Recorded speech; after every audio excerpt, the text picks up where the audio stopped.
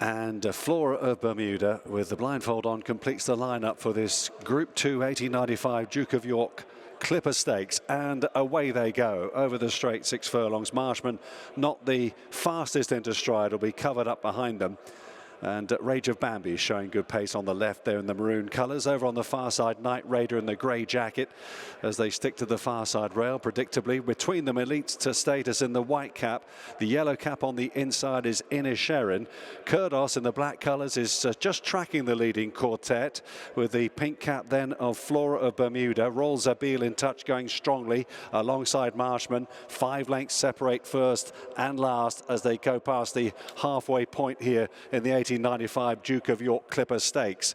Night Raider and Oisin Murphy being held together in front, blazing a trail here. Inisherin is being organised, coming under a bit of a drive now from Ryan Moore next to the rail. Elite Status is coming out after his stable companion Night Raider. Rolls Zabil is trying to get into it on the outside, with Flora Bermuda battling on. Inisherin is beginning to bear down on this leader Night Raider, and so too is Flora of Bermuda in the pink cap, and it's Inisherin and Flora of Bermuda will fight this out. Inisherin on the inside, too strong, and won the Duke of York from Flora of Bermuda. Ran a massive race in second, Night Raider next, and then Elite Status in fourth.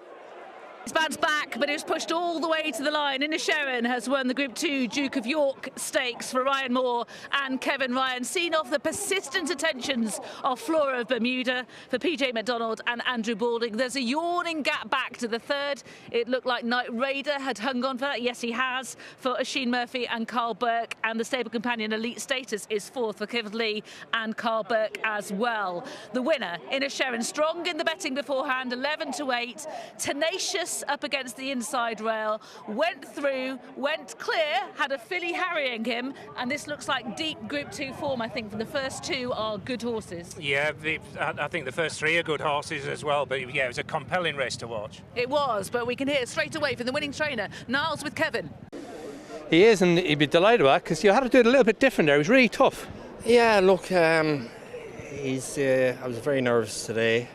I told Sheikh Mohammed Obeid last week that he's just been working a little bit behind the bridle, but he's a year older. I sort of lost a month with him, you know, and he's quite a gross horse now, you know. And I just give Ryan basically the lowdown what I thought, and then what you do is just you leave it to Ryan. And look, he's brilliant in the end. Look, he's probably, you know, Tom was very gentleman about it, you know, but we just felt that to give, you know, his 2 last runs last year were poor, and you probably could forgive him. He'd been on the go a long time, but when Ryan was available, just to get his feedback, whether it went right or went wrong, you know, and thankfully it went right. So. No, I'm delighted. He tidied his wind up over the winter as well? Yeah, look, he was it was just a simple thing. But a lot of sprinters, you know, they needed doing, and but unfortunately I didn't find out till you know, I was a month or 6 weeks away from the race, you know, so to lose that time, you know, in that period was hard. Tease him up for a good season. Very well done. Yeah, thank you. And you've got to feel for Tom Eves, who's done so much building work, foundation work with Inisherin, but that is the life of a top jockey. It's tough out there, and Ryan Moore was available, and you heard Kevin Ryan explaining that, and he will be giving that valued feedback to Kevin now after Inisherin's success in the Duke of York Clipper Stakes. We're going to watch it back. He, of course, broke from stall 1, and next to him in stall 2 was the runner-up Flora of Bermuda. Yeah, and I should point out Marshman, he was slowly into stride running the race for the 3rd time. No surprise to see Night Raider was very quickly into stride. And the fact that they positioned the stalls on the far side, you're just wondering at halfway, is Ryan Moore going to get a run along that rail, which isn't usually something you consider at York, but they positioned the stalls on the far side. No surprise, Night Raider showed loads of early speed. I wouldn't say he's gone ridiculously hard, Oisin Murphy. I think he's held him together, but he gets all his rivals off the bridle.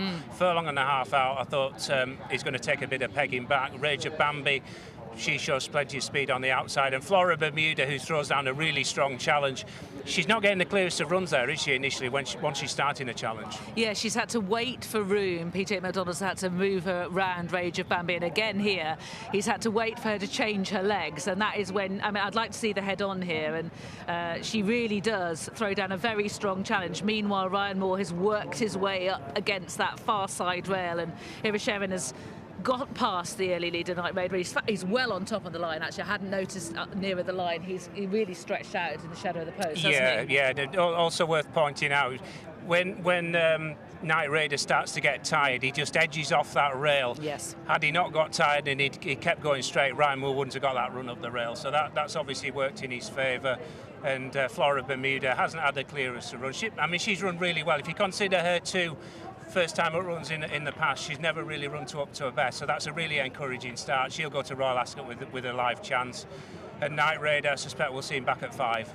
Yes. Well, not back at 5, he's never tried it, but I think they'll try it. Well, you soon. mentioned before the race that you'd quite like to see him over 5, and I can very much understand that. That is Ryan Moore giving his feedback on Inisherin. Entries-wise, you'd be expecting him to see him in the Queen Elizabeth II Jubilee Stakes, which I think we just call the Jubilee because it's too much of a mouthful. That's the race we always remember it as. Yeah, and Kevin, obviously, he won it with Hello Humes then, didn't he? So he obviously had him ready for today, but I would imagine Royal Ascot is the big target for him. So for him to come out and do that on the back of that disappointing run at Haydock. But yeah, it was a compelling race to watch, wasn't it? Night Raider shows loads of speed. He gets slightly tired, and that gives Ryan Moore that opportunity up the rail. Yeah, I'm just watching PJ McDonald's run through on Flora Bermuda. He's had to wait to get a gap. Rage of Bambi will shortly start weakening back into his lap. PJ McDonald, that is. Again, he's had to wait. Inisherin is already under the drive from Ryan Moore. Again here, PJ McDonald has to wait because there's not quite enough room to deliver his challenge in between Night Raider and elite status, and it's only then that she gets out now to be able to actually lay down a challenge to Inisherin. Yeah, I mean, in races like that, that counts for a lot, doesn't it? Had to wait for elite status to move, had to wait for Rage of Bambi to move, and then finally got a clear run. Yeah, I've got an open mind. I mean, I think in the final few strides, Inisherin has stamped his authority on it, but again, you make the point about seasonal debut for Flora Bermuda as well. So, yeah, a really, really positive start for particularly the first and the second, and maybe, Tom, for 5 furlongs for the third. Is beginning to bear down on this leader Night Raider, and so too is Flora of Bermuda in the pink cap, and it's Inisherin and Flora of Bermuda will fight this out. Inisherin on the inside, too strong, and won the Duke of York from Flora of Bermuda, ran a massive race in second, Night Raider next, and then elite status in 4th. Watch live racing now on racingtv.com.